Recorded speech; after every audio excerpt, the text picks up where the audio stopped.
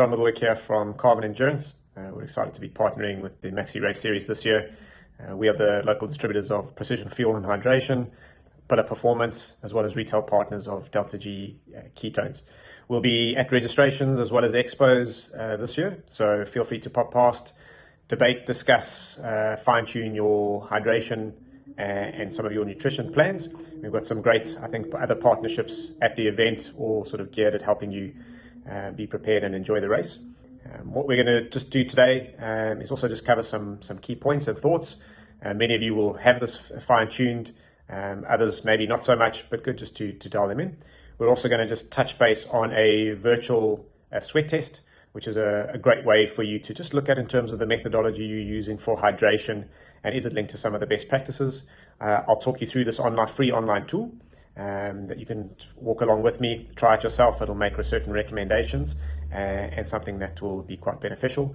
En route, there will be some of our electrolytes in terms of mixed in with water, our medium concentration, which is good for a lot of people, in a carbonate form, so quite refreshing, and a nice mild citrus. So when you see it out on course, if you're questioning if you're slightly behind, it might be a good option to take 1 or 2 cups of that. Right, so on the landing page of Precision Fuel and Hydration's virtual sweat test, it's a free link that runners for the MaxiRace series can use. You'll see on this landing page which sport, so you can go back and use this and see if you are involved in other sports in terms of how you could approach a hydration strategy. We're going to select running, and from there, in this case, trails. What kind of runner are you? And just answer this as honestly as you can in terms of most people are more competitive than they let on. So we're going to select competitive. How long do your key races last? For the ones that we're looking at, we're going to be selecting 4 hours plus.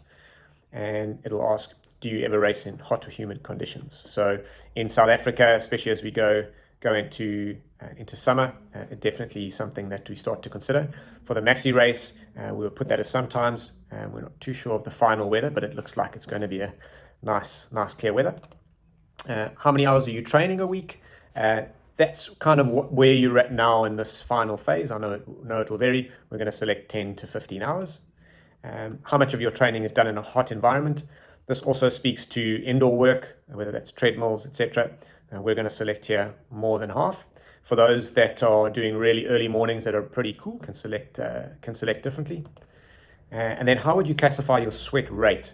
Now, sweat rate is sometimes difficult because our perception of how much we're sweating is not always accurate, especially with a lot of it evaporating. So use this as a benchmark of when you're inside or when you're in humid conditions, how much sweat are you finding? You're someone that you really see your clothes getting drenched, a pool underneath you of sweat. So we're going to select in this case moderate. How much salt do you think you lose in your sweat? And it's important to note that salt, when we use that term, is often misunderstood because salt is made up of sodium chloride, which is table salt. So in most nutritional products, you should be checking around how much sodium is in there, because salt or sodium chloride is only about 40% sodium. So we're just basically doing a subjective view of how much do you think you lose, and that can be thinking about how much do my eyes sting from the sort of that feeling of sort of salt in the eyes, and do I have white stains on my clothes, especially after longer events, more than an hour and a half to 2 hours. So we're going to select this as quite a bit. Then around to cramps. Cramping can be caused by different reasons, neuromuscular as well as fluid balance. In this context, we're just trying to get a view from you when it comes to training and racing. How often do you get muscle cramps? So I'm going to answer sometimes. And then what you're going to finish on is going to ask you to pop in your details, and we'll just pop these in now quickly. John Middlewick. And we'll pop in our email address, carbonendurance.co. Again,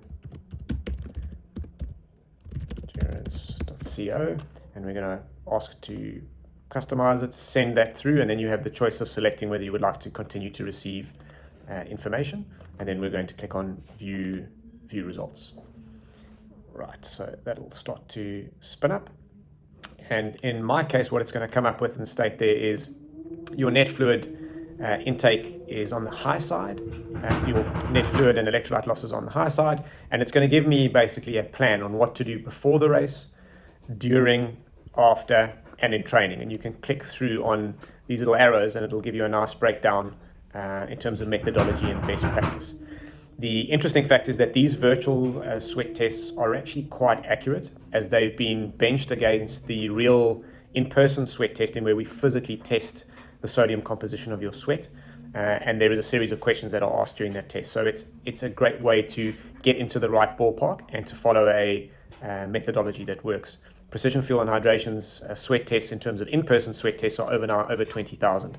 So that methodology and those best practices have really been trialed and tested and based in science. So have a shot there. You'll see that it's going to mention a starter pack on your right. In South Africa, those are all available from Carbon Endurance. There's an e-commerce store in South Africa. We keep stock of everything short of one or two of the types of bottles, and we deliver next business day countrywide. So exciting, something that you may or may not have thought about, but we look forward to hearing your feedback and hope that it helps you.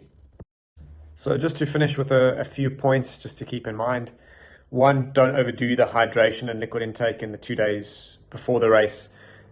Largely drink to thirst and keep to your normal pattern.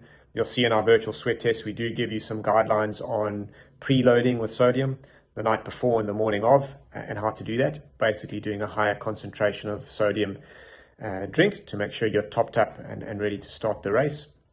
As you go into the race, just being sure that you're adjusting liquid intake towards the surroundings. And sometimes that's difficult to do, but just having in mind in that, first the early hours, the first hour, 2 hour, you're not going to be drinking as much. And as the day warms up and as you get warmed up, you're going to need to drink a bit more. That liquid intake, as we do from the virtual sweat test, you'll see that will vary a bit from person to person. But when it comes to running, that can on average be sitting at, between 500 and 700 mils, being on the higher end in warm conditions when it comes to running. But making sure that you have that paired with a relative concentration of sodium in there. There are different, within the Precision Fuel and Hydration range, there are different concentrations, so you can match it to you, and that's what that virtual sweat test will take you through. You also have the opportunity post-race to do some rehydration, also with a higher concentration electrolyte drink, and we give you those guidelines. And I think most importantly, being part of these type of series is to enjoy the race, not to overthink it, and be patient. There will be patches, especially on the longer races, as we know, there'll be ups and downs. And areas where sometimes you have to do a bit of troubleshooting. Just make sure that you're keeping on track of that relative concentration, that you're not just doing large amounts of plain water, and you're also not doing large amounts of sodium on its own. Often we'll see when it comes to that, getting that part wrong can start to slow up the gut and the gut emptying, which will affect how you're taking in your other fuel sources. But have fun. We'll be around to chat in the days prior to the race. Also reach out to us in this last phase and build up. We're more than happy to help you, and have fun, push hard, and look forward to hearing some of the stories.